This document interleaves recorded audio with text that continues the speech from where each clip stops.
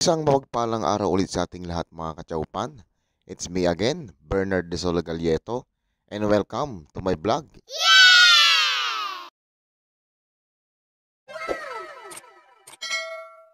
Today's video mga kachaupan ay isa naman pong budget meal ang ating lulutuin na tiyak magugustuhan ito ng buong pamilya at syempre ng buong tropa.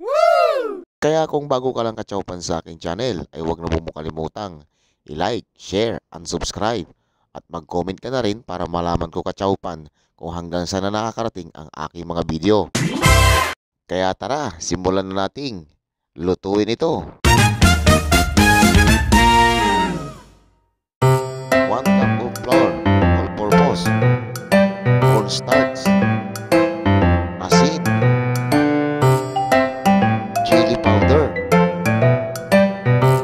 ground black pepper, MSG or pinchin, optional, chicken breading, kahit anong brand.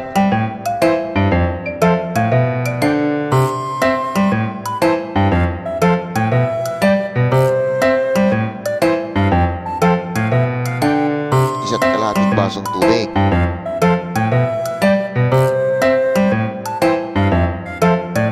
Paghahalo-haloy lang natin ito mga kachaupan hanggang sa madissolve lahat ng mga ingredient.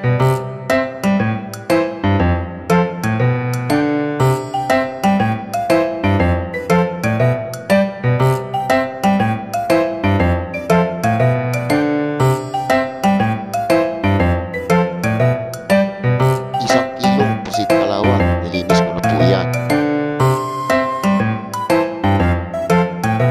Ilubog natin ito at haluin sa ginawa nating slurry. Isunod natin ilagay dito yung kanyang ulo. Ganun din, halo-halo lang din natin ito hanggang sa lubog dun sa ginawa nating slurry.